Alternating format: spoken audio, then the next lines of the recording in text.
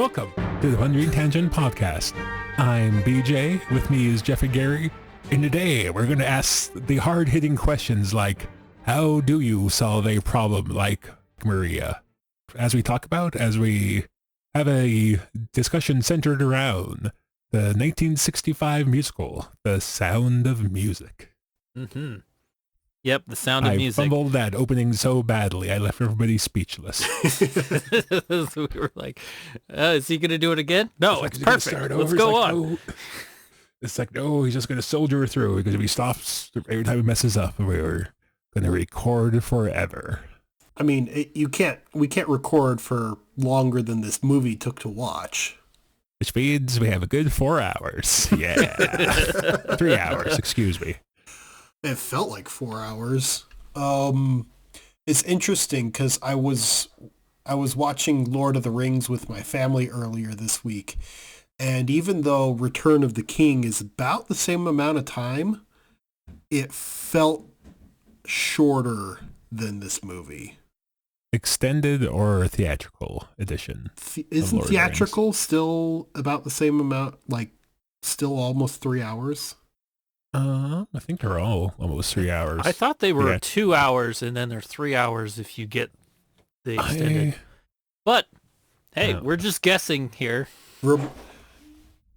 That's just what my emotions tell me. I do know there's like kind of 15 endings of Return of the King, and it still felt shorter than this movie.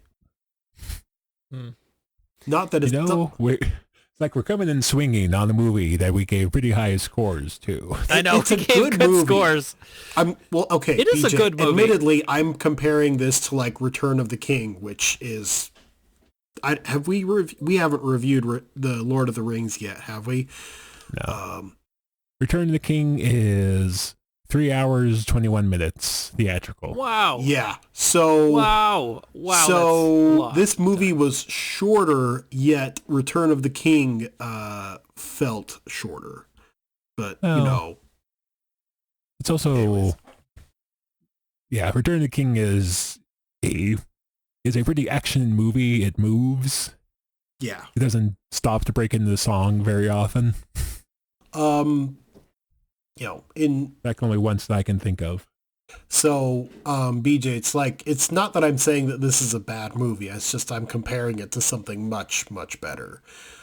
This movie was different than what I thought. Like, I had seen this as a kid and purged my memory of it for the most part. But then rewatching it, it's a little different than I would have expected. Maria is not... She's not like the Mary Poppins character at all. This is a very different character that Julie Andrews is playing. She's playing a girl that doesn't fit in anywhere, who is a little bit of a troublemaker, and she's going to help kids who are also troublemakers, and perhaps to some extent that's why she's able to somehow see them differently, whereas the other governesses were all chased out by these kids. She's able to tolerate them and understand them a bit better.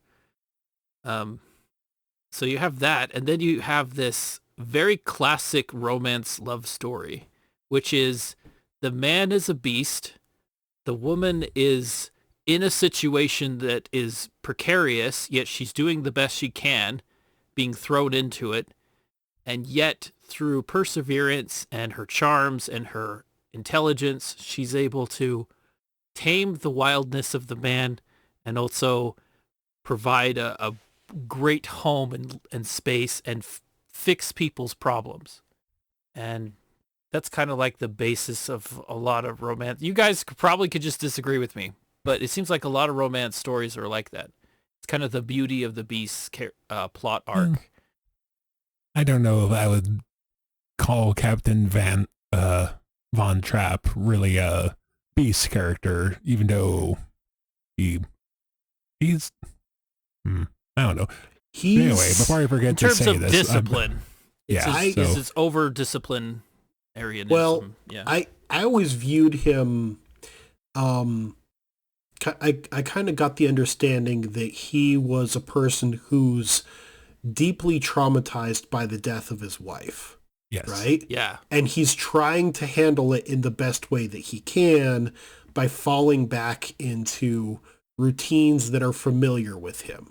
And Yes. the greatest moments of his life up until then were his military command, right? And so he's trying to handle his family in the same way.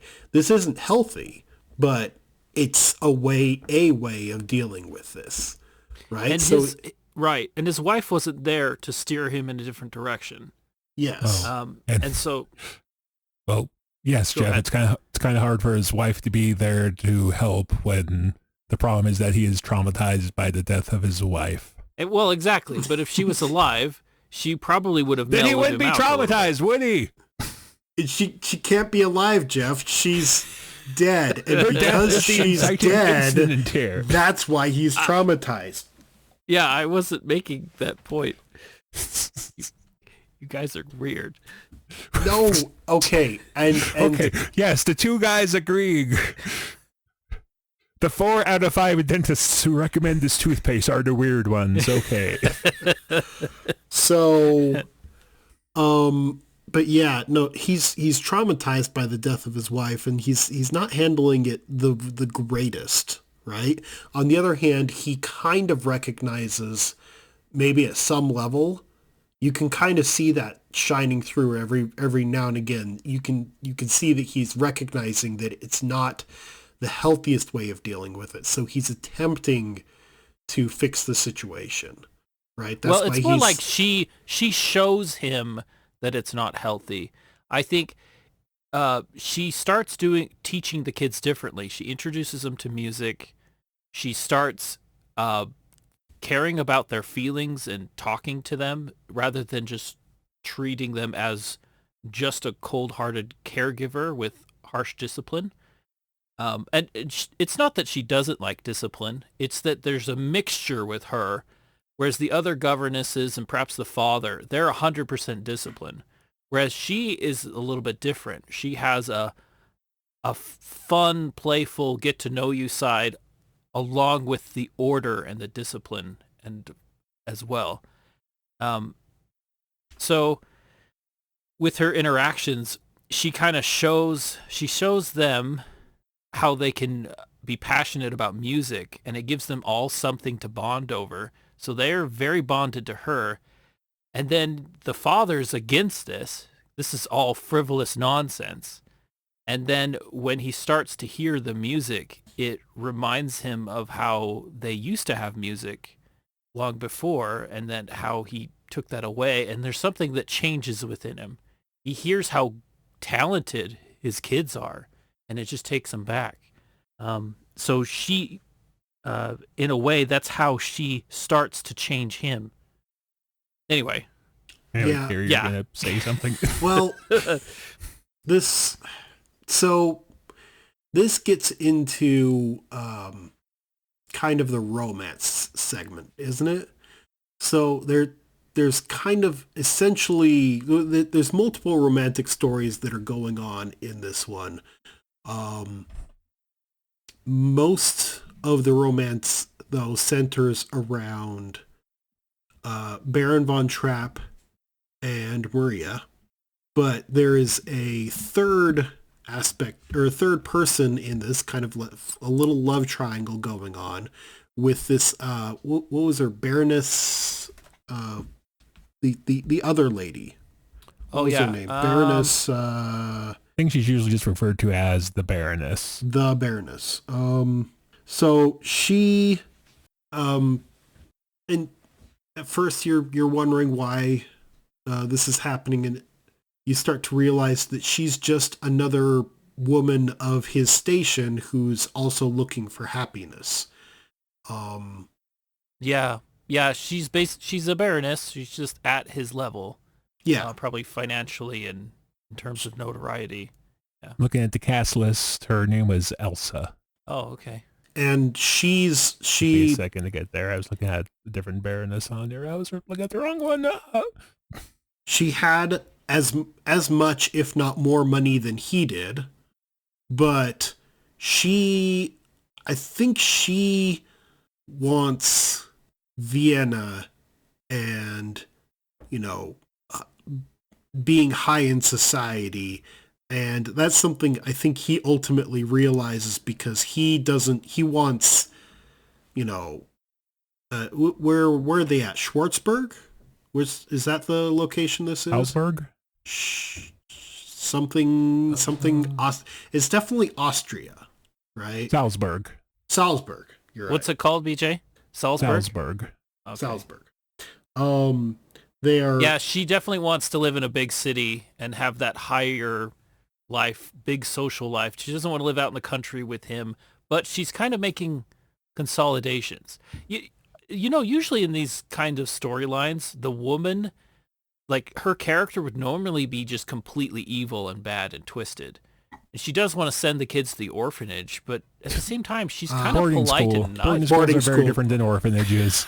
Okay, you're right. Okay, you got me. She send them to the orphanage. Okay. She boarding knows school. You're all orphans now. Yeah, you're right, Jeff. Make them orphans. Okay, she is a much more complex character in that she recognizes that while she loves the Baron von Trapp, she does not love his children.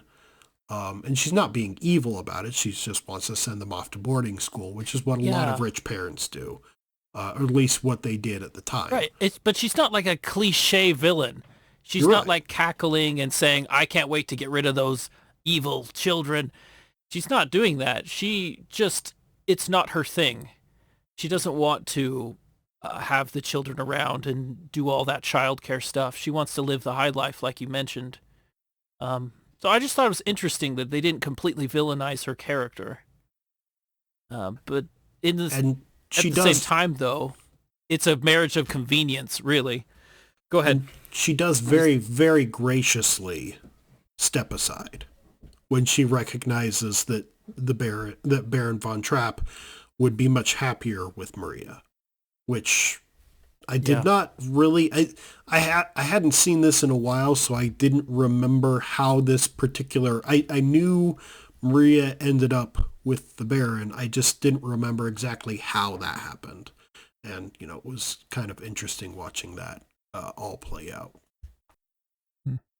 So.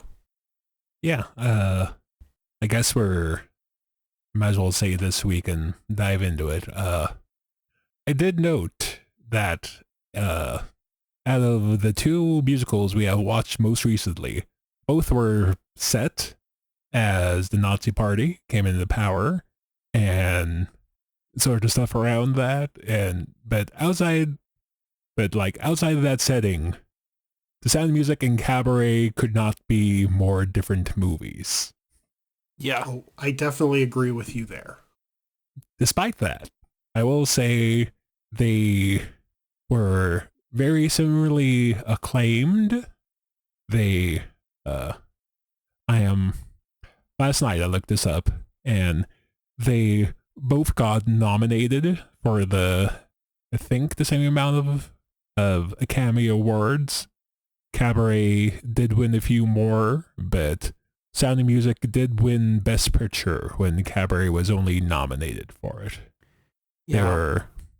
They were both nominated for Best Picture, both nominated for Best Director, both nominated for Best Actress, both nominated for Best Art Direction, both nominated for Best Cinematography, both nominated for Best Editing, and both nominated for Best Scoring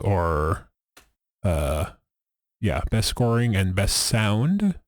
And Cabaret was nominated for Best Supporting Actor. Sound Music was nominated for Best Supporting Actress. Sound Music was nominated for Best Costume Design, and Cabaret was the other thing.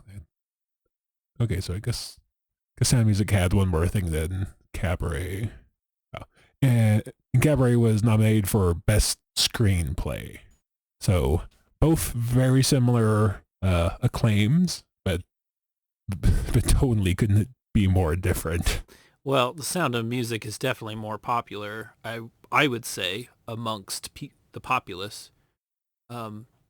Funny thing is, I was watching some videos, and in Germany, The Sound of Music is not very commonly well known. Even in Austria, they don't really typically know much about it. So it seems to be mostly an American English-speaking film. Well, I think, Jeff, part of that is that a lot of the songs from Sound of Music are just kind of ingrained into our culture. When I was watching this movie, my son really didn't have anything better to do, so he sat down to watch it with me. And he's like, isn't that the Christmas song? When we were, When they were singing Edelweiss? No, not Edelweiss. It was the favorite things. Yeah. Oh. Some Which is of my not favorite a Christmas song. It's not, but it kind of fits. It says mood. Christmas in it. And it talks about snow and presents, BJ. But apart from that, you are right. It is not a Christmas song. And then there's a whole bunch of other songs that have ended up end up within our popular culture in various and assorted odd locations. They just they fit, right? The Do Re Mi song, that's shown up so many different times just because it's such a simple concept that fits, the teaching of music, or at least making a list within a song. And then you can, I've heard it spoofed several times as well. So there's other songs as well that just kind of have entered into our conversation, or at least within our culture. So, that's something that you're right, Jeff, though, you haven't heard I never heard any of the Cabaret songs outside of Cabaret. I have heard many of the Sound of Music songs outside of Sound of Music, so. I have now seen Cabaret. I couldn't tell you any of the songs from it. Yeah. I think there's like a song about money, I think, maybe. On the other hand, I remember how I felt when I heard the Cabaret songs. It's like, yes, but I don't remember them. It's like at the end of Cabaret, I felt gross. At the end of Sound of Music, I felt enlightened. Yes. Maybe not elated and happy, and joyful. Yes. Enlightened's not the right word, but it's an E word. I'm gonna think about it later. Another E word. E word starts with E. Ecstatic. Charade. No. Elated. No. Oh, I'll think about it later, and I'll just yell it randomly. Keep going. Yeah, do that. Okay, that'll Scream work out. It randomly in the. Did either of you? Oh wait, I was gonna move on, but you got anything else to say, Gary? You can go. You can. All right. So what I was gonna say is I tried to find music from the original Von Trapp family, the real family the movie was based on, and I couldn't find very much online. But there's a few pieces that I listened to, and the music sounds somewhat like the film, but it's more choiry. And definitely has lots of yodeling in it that I noticed. They probably have lots of songs that I haven't listened to. I only got a little, but yeah, from what I read, the Von Trapp family singers were much more a traditional style than the Rodgers and Hammerstein musical. Yes. Style. Yeah. So but definitely hilarious to just have some random like some random full-scale yodeling in them, like a Broadway musical. That'd be awesome. But anyway, didn't they? I mean, they did that there was the little puppet show where they had the yodeling in there. But on the other hand, that was kind of not really yodeling. It was in context. A little. They were saying yodele, he who, in the context of the little puppet show thing that they were doing. Yeah, the music I listened to of the original family, that had a lot more yodeling. And then it had like very proper choir music, like the kind you'd hear in a cathedral with yodeling. So it was an interesting mix of things. It was. I thought it was good. It was good to listen to. I mean, it's fairly nice music. Yeah. So Jeff. Yes. I will say that I find it a little interesting to that while ago, you said that you purged this movie from your memory somewhat. Yes. I found it to be much the same in my case, which is quite amusing considering the fact that me and you have history with this play. The Sound of Music? Yes. You forgot again. I brought this up. You're like, oh yeah. So yeah, I I'm totally about to blow forgot your again. mind again, apparently. Me and you were stage crew for a local church production for this play many, many years ago. Okay. Many no, I do. years ago. Yep. Totally forgot that again.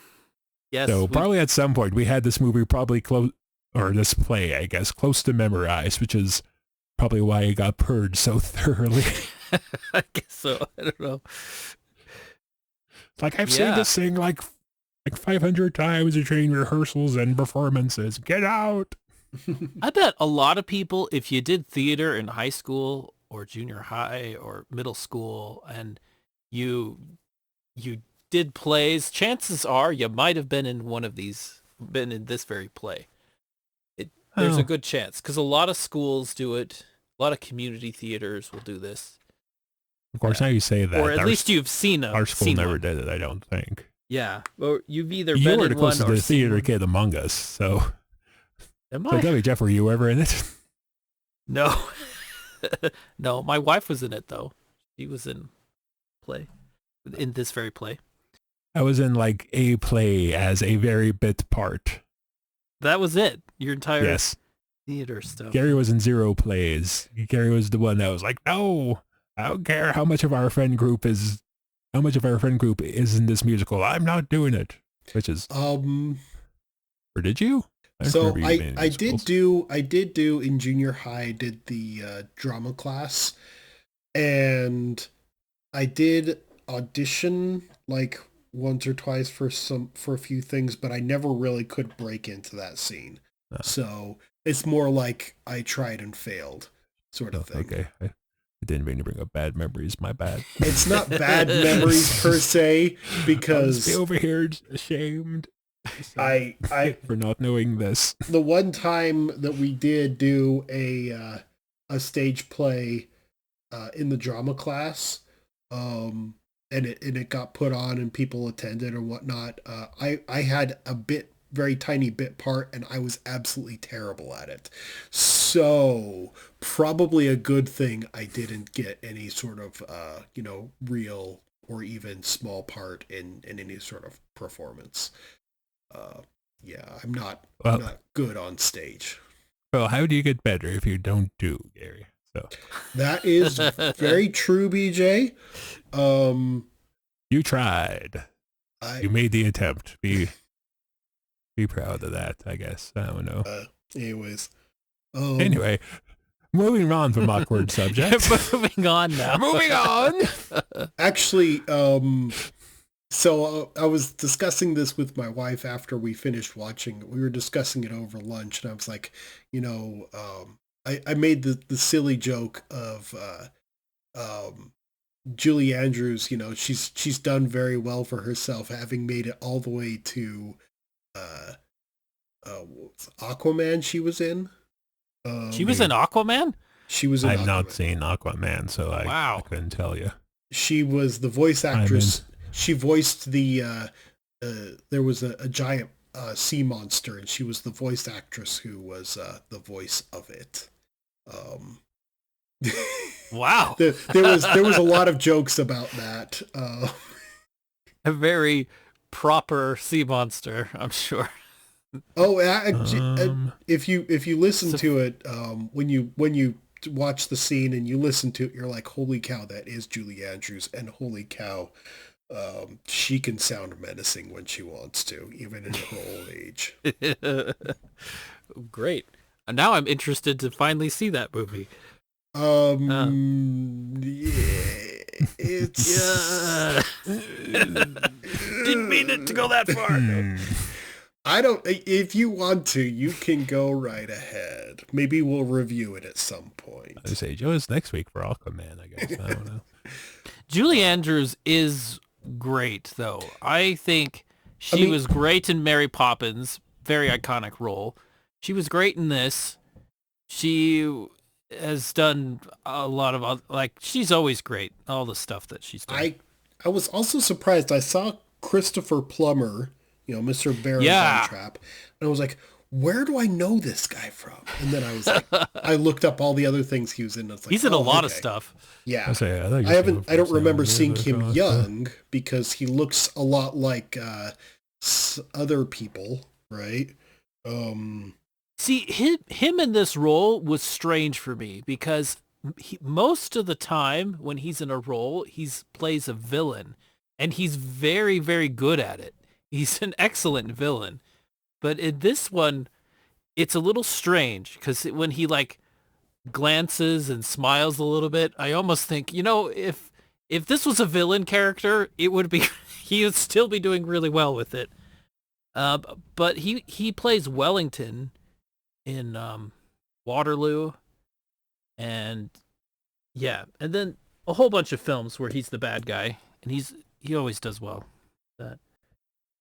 Yeah, for some odd reason, I got him completely confused with Peter Cushing for some odd reason. When I saw it, my wife, she always gets on me about this one because apparently I have a terrible eye for actors. I always get them confused with each other. For some odd reason, I thought this was Peter Cushing for a long time, and then it's like, no, this is Christopher Plummer. He's two completely different people. I don't know Peter Cushing. He's Admiral Tarkin from Star Wars. Oh, okay. Yeah, for some odd reason, I saw get those mixed up.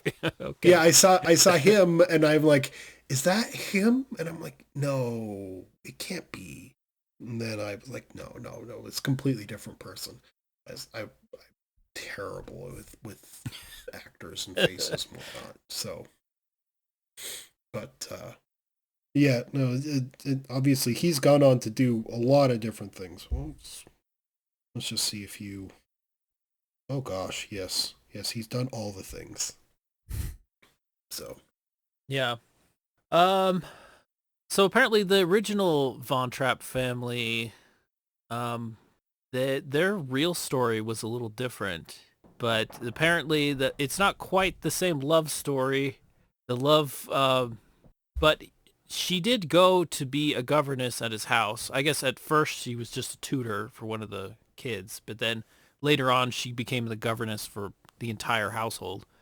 And then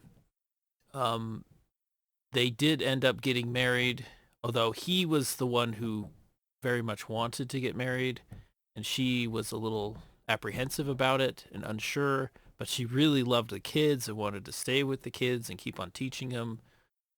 So she decided to not become a nun and instead marry him. And then as the years went by, their relationship grew over time and became very strong and had all of the elements of this love story. It just happened a little bit out of order. Yeah. I didn't do much research on this because they're like my quick search and then didn't show very much. But yeah, in real life, they got married in 1927, not 1938. The family did perform in the Salzburg Festival, but in 1936, not 1938, which I guess was much less dramatic. Yeah, that's normal when they turn real stories into a movie. They crunch timelines down quite a bit to get it to fit within the medium. Yep. And their escape was very different too. They simply just took a train and left. Apparently, it wasn't like sneaking away in the night, dodging, cars full of. They didn't hike over the Alps to Switzerland or whatever. Yeah, and I think that's actually one of the reasons why Austrians don't really think much of this movie is because hiking over the Alps with a group of kids wouldn't really be feasible because it's very, very cold, treacherous mountains. Yeah, it wouldn't be like, oh, great kids, let's go over these hills to freedom. Just climb every mountain, gang. Yeah. I mean, guess I know it's in the song, but They also they're the wrong mountains used in the movie. So people that know the area, they're like, those mountains go into Germany. They don't get away from Germany. It's like you're sneaking going the into wrong way. Munich. Yeah. I guess the escape to, I think I read they initially went to Italy first. Yeah, they went to Italy, I guess which is kind of escaping the Nazis, Yeah, I guess. I was gonna say, I guess the escape from Nazi Germany, the fascist Italy doesn't sound as good. Was he still a naval officer that was beached? Yeah, he was a naval officer, and he was, so he was in the Austrian Navy and was a submarine captain. And I don't know a lot about his military career, but he got seriously awarded for the battles that he took place in, which I believe was World War One. But yeah, he was a submarine commander, very decorated, very respected. And he married his wife. His first wife was very rich, and that's where he got all his money from. Yeah. And then, she died. I don't know And then why. she died, pneumonia, I think. She got sick. Hmm. And then, at least, I don't know the real story. That's what they said in the movie, I believe. But it's true that the Nazis wanted to recruit him since he was an experienced naval captain. And they needed those kinds of people. So I believe that portion is true, that they wanted him, and then he just left instead. According to Wikipedia, Captain Von Trapp's first wife died of scarlet fever. Oh, okay. And how many kids did he have with her? Was it still the 7, or was it the 7? Yes. Yeah, they had 7. And then him and Maria had 3. Yeah, so he had 10 kids. That's, gosh. I can't say much to that. I'm just like, I have a hard time running herd on one, Jeff. I can't even imagine how you deal with all of the ones you have. And then 10. Yeah, 10. I imagine, though, it doesn't matter how big your family is. If you do run it like an army camp, it's probably manageable to some extent. And perhaps as a naval captain, he could accomplish something. Everybody like will that. have the same clothing. Nobody's going to fight over outfits. Everybody's going to have exactly the same stuff. Everybody's going to do everything disciplined. There'll be no talking unless talked to. Yeah.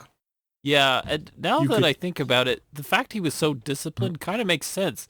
'Cause if he had 7 kids, you kind of have to make him march and stand at attention, move around like that.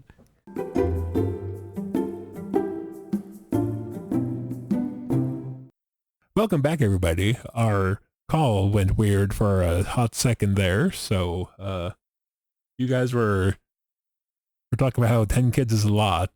So I don't know if much more needs to be said about that. Yeah, it's a lot. And Moving on. I was saying, if you cut back down to bare essentials, you're right, Jeff. If you run everything like a military base or something like that, you could. On the other hand, you lose track of a whole lot of things about, love and caring and, being a family. And to be fair, he was apparently well enough off to have a governess, so that probably helps. I'm a little confused on that. Like, where does the money go? He pays money. They don't talk about this at all, so it's just me speculating. But does the Abbey get paid? Does she get paid? Or they don't really talk about the pay structure. Nope. Does she get paid? I imagine like the Abbey would take a cut, like a and then she would take a cut too, right? Or it probably all would depend on how long this situation was going on. That Yeah. Yeah, that is a question. There's also the question of, how exactly does one apply or I so I could definitely see a religious institution, especially at that time period, being willing to supply uh, you know, that sort of assistance, either, you know, as tutors or as governesses or caretakers or something like that. Definitely, they're going to take a cut because it's that would be a revenue source uh, at the time. So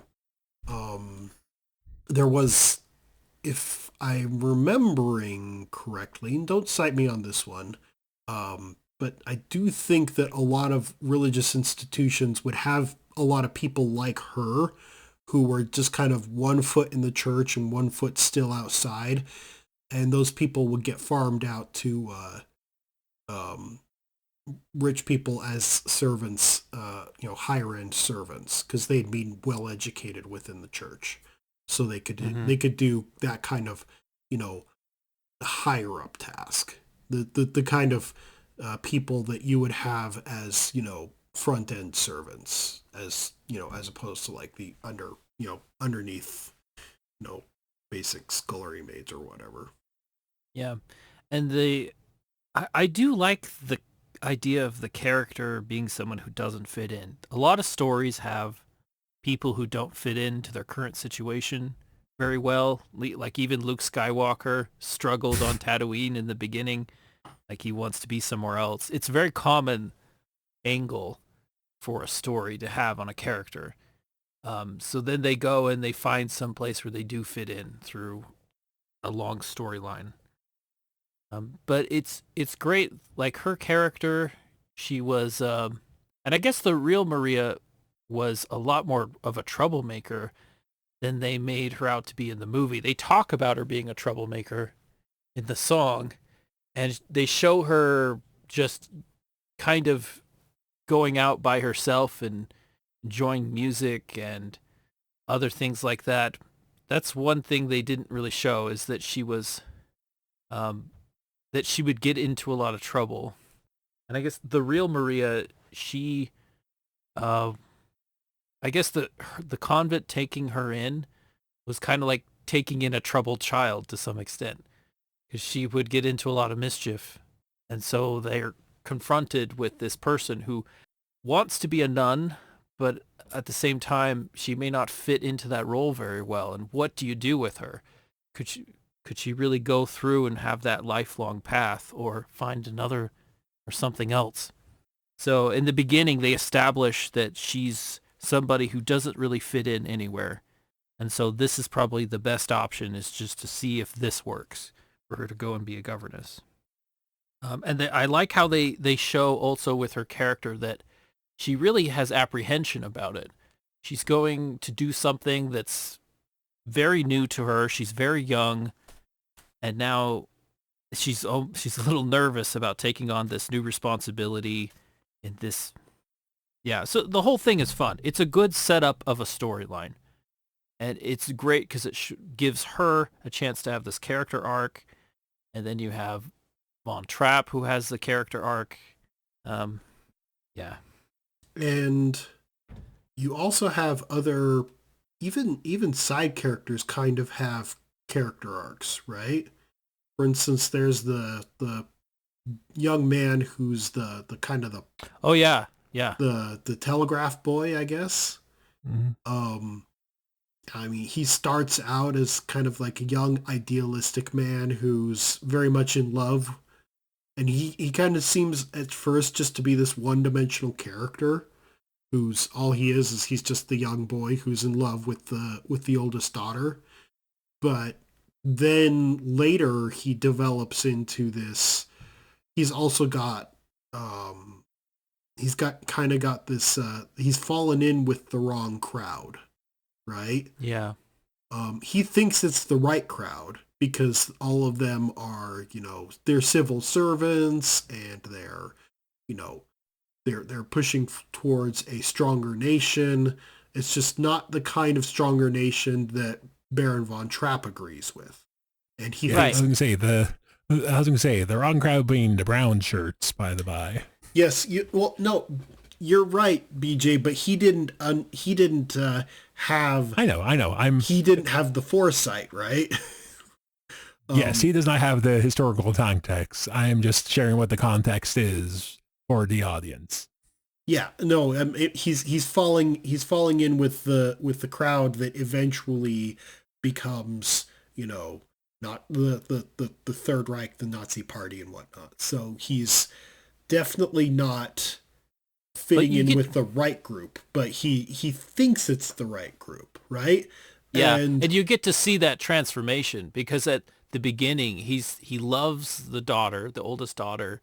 He's enjoying his time with her, and they have this great relationship. But then towards the end of the movie, you see what he's become, which is that he's become radicalized by all of this. And now not only does he not like the father, but he's beginning to dislike the whole family. But at the same time, there's a part of him that's still there. He remembers how he felt about her. And so there's a conflict where he has to decide, do I turn them in or what do I do? And even when she asks him to, he's not really willing to. The Mr. Von Trapp has to talk him down from it, right? And so he's almost dismissive of the young lady who he was very much in love with earlier. Exactly how that, you're right. He's radicalized to the point where he's lost that particular portion of himself, his love for the young lady. And he turns people in. Yeah. He's willing turns to against turn people. Friends, and even potential loved ones into the Nazi Party. And I think that's when, when the Baron's talking to him right at the end, that's when he realizes he's gone too far. He still calls the authorities on them, but he must have had a realization at some point where he's like, oh shoot, I might be in the wrong group. Well, it seems to me, at least in the context of the movie, that they almost talk him down, but then Von Trapp goes like one step too far, I guess. And in saying that, what does he say? You could never be one of them. Yeah. Which he's like, he fights back against that. You're right. Yeah. So that's, but obviously then they get away and whatnot. But still, the young man. That's because the nuns sabotage the cars. Yeah. It's kind of funny. They're like, it is a funny. I have sinned, and that was something that we had to explain to my son because he's like, wait a minute, why did they say that they're sinning? It's like, well, it's true that they're doing the right thing, but they did technically steal, which is a sin. So they had to confess that. So, yeah. And it was kind of interesting. You got to question, what kind of life the nuns had led up to that point where they would, with just having a few minutes of access to those cars, be able to pull out exactly the right components to, That's what makes it funny. Not only that they did I imagine it, cars were much simpler back then. Yeah, but it's like you're able to pull exactly the right components with just like a few minutes of access to the cars. So it's like. Well, I imagine nuns are pretty self-sufficient. That is true. And you're right that with the car being much simpler in those days. Even if it's not plausible, it's funny from that angle too. And just it's very caught in there. It's very believable. You're right. And so the people kind of hand wave it away as being acceptable in the context. It provides and it's a very light-hearted, fun joke of a final scene. Yeah. Like this very tense scene where they're trying to find the family in like this graveyard and this big dramatic scene, and they run to the car and drive away, and then the Nazis get to their car and their cars don't start, and then two sisters are next to the Mother Superior, and they just like mother. I almost said the Reverend Mother. That's the wrong movie. I think at some point they might say something along those lines, something very close to Reverend Mother. I would say it should be noted that while we are members of a religion, it is not the Catholic Church, so we don't have nuns. Yeah, we don't. We're not experts on this subject. I would say where where I get most of my nuns information, and it's probably not the best source. So. Okay. Anyway, the source of Gary's nun lore. Okay, I get my nun lore from Warhammer. All right, Sisters of Battle has the same names and the same structure, but it's obviously very different, and I recognize that, BJ. I recognize that, but I do know that it's fairly similar, so that's what I was thinking in context. Okay. I at no point in this movie was I expecting any of these ladies to pull out a chain sword and run screaming at the Nazis. It would have been cool, but you would have been okay if it was the 3 hours at that point. I would have been these very 3 hours okay are worth it. If the ending of this movie suddenly at the end of the movie, the nuns pull out flamethrowers, chain swords, and bolt pistols, and start going to town to defend the Von Trapp family. But that wasn't going to happen. No. Yeah, a little sabotage was all that was required. And if you noticed, as the Nazis are banging on the gate to get into the abbey, as they're banging on that gate, the nun is taking her very sweet time to get there. Played very cool. Yes, she's like, oh, I'm going to walk very calmly and very quietly up to this Mother gate. Superior does tell her slowly. And she just very slowly selects the exact right key to open up the gate, and then very calmly opens it up, and then they like rush in and whatnot. So, I mean, I think we've all had moments like that, right? You're like, okay, it's like it's like the louder you yell, the slower I'm gonna go. Yeah. It's like the closer you tailgate me, the closer the speed limit I'm going to go. My boss comes up to me and says, when is this going to be done? I'm like, well, if you jog my elbow more, it's definitely going to make me go faster. And then he's like, oh, shoot, I'm going to. Wow. Yeah, he's Swiss, but very much on the German side of Swiss. So, similar situation going on here. Not completely, but, vaguely similar. Similar culture, at least. I was gonna say that's.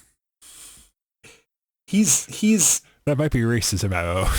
He's a very nice guy. The German kind of Swiss. Like what? If you meet Germans, you're gonna be like, okay, yeah, no, I know exactly what you mean, Gary. But you don't meet a lot of Germans, do you, BJ? No, it's interesting how the stereotypes. My store is very not international as compared to where you work. It's interesting how the stereotypes really kind of fit.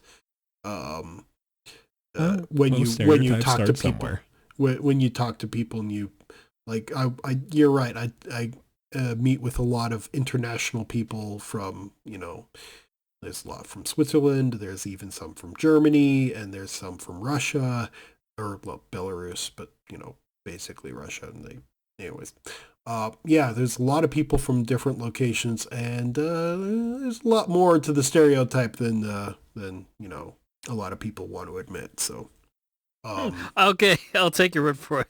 I don't know Eastern Europeans very much. So. I do. So they're a fun lot.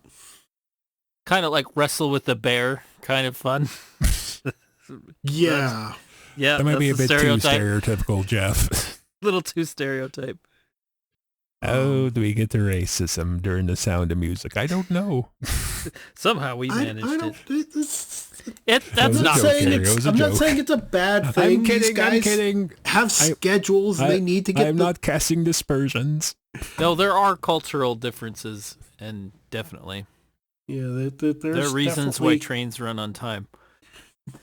And, a lot of drinking happens. Okay. Well, actually, now that I think about it, a lot. They probably don't even hold a candle compared to some of the other guys in our crew from the U.S., especially one guy who's always in and out of rehab. So,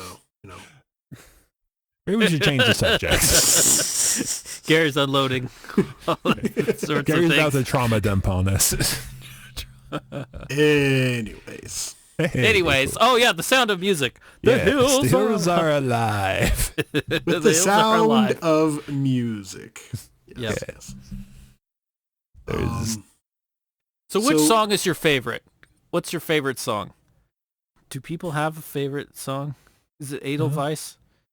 Edelweiss is pretty good. I did appreciate when they were singing that very calm and very lovely song In Defiance right there at the end. Yeah. So it was kind of nice. And everybody was joining in, and you could see the Germans getting very uncomfortable, or at least the Germans and the ones who were like toadying up to them. Sympathizers. Yeah, the sympathizers getting very uncomfortable when the majority of the audience were all getting on Mr. Von Trapp's side of things. And it's just like, okay. Reminded me of, it was last year we did Casablanca, right? Yeah. Kind of had a similar, we do a lot of things. We do, like, that's another one, BJ. We do a lot Why of... do all our romance movies involve World War II? What's going on here? I don't know. I just made that connection. Yes. Is it musicals and our Valentine's Day musicals stuff? And romance. Musicals and romance, and out. All of our stuff is just World War II. It's just war movies in disguise. Well, considering the other options you gave me, so just for the audience's sake, when we were considering what movie to watch for this particular one, BJ listed out quite a few options, and so did Jeff. I vetoed. I literally went online and typed in famous romance movies and wrote down the ones I thought would either be fun to watch or would be hilarious if we watched. And then Jeff added in Twilight, which immediately got vetoed. I put in vetoed, Twilight only for it to be instantly vetoed. No, I vetoed most of them, and this was the only one I felt was palatable enough. And yeah, apparently we have a thing for World War II. Imagine that. And it's not like this one is particularly. It's not action heavy at all, right? No. It's mostly just kind of light drama, musical, and a little bit of romance. Very solid, realistic romance, but still romance. So yeah, but yeah, I would have to say you're right. Edelweiss is nice. I would have to say I kind of like the Do Re Mi song. It's kind of just nice, that's the other one. Nice and poppy, and cheerful. Yeah, I would probably like Favorite Things more, except okay. Except you're subject to it. Except I have beef with that song. Is it part of the recorded loop at your store, or? It was. I will say that this year our selection of Christmas music was much better, but in years past we had very modern Christmas music, which means that they're all terrible. This year they changed stations, so it was like a lot more classic songs. Okay. So, I think I only heard Favorite Things like once the entire year, as compared to like twice a day or something. So did they? So maybe in time I'll have less beef with that song. But was it still very Mariah Carey heavy, or did you hardly hear her this year? I probably did at some point, but I can't remember. Like, maybe this should have been in conversation during one of their Christmas episodes, but whatever. Like, the Christmas song I have the most beef with is Last Christmas, because that is the most technically Christmas song ever. It could have been like any freaking holiday, but it was last Christmas that it was last Christmas that I gave you my heart. You know, could have been last Valentine's Day, could have been last Easter, could have been last Wednesday, and the song wouldn't change at all. But no, it's last Thursday I gave you my heart, and the very next day you gave it away. Last Mardi Gras I gave you my heart. Last Columbus Day you gave it away. Last St. Patrick's Day I gave it to you. It's just like, you're right, BJ. It could be anything. It could be any holiday. Last Halloween I gave there is like an entire genre of Christmas songs that are just bad love songs that they shoehorn Christmas in somewhere, and now it's a Christmas classic. Yeah.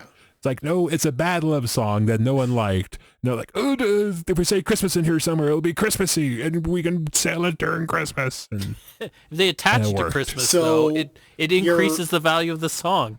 Just Christmas alone does that. So would you say Favorite Things is more Christmassy then? Because it actually involves multiple elements of Christmas. If winter counts as being an element of Christmas, then sure. No, we're just going to forget about the entire southern hemisphere where it's brown, but BJ, brown paper packages wrapped up in string. You can give presents at times other than Christmas. That is not unrefutable evidence that this is a Christmas song. Die Hard is not a Christmas movie.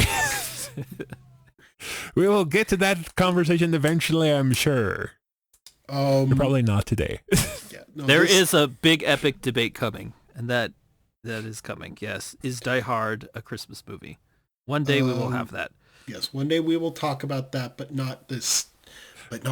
Not right now, because that's 45-minute tangent that would then ensue. So I mean, if we're going by our time limit of being the same length as the movie, we have another 2 hours.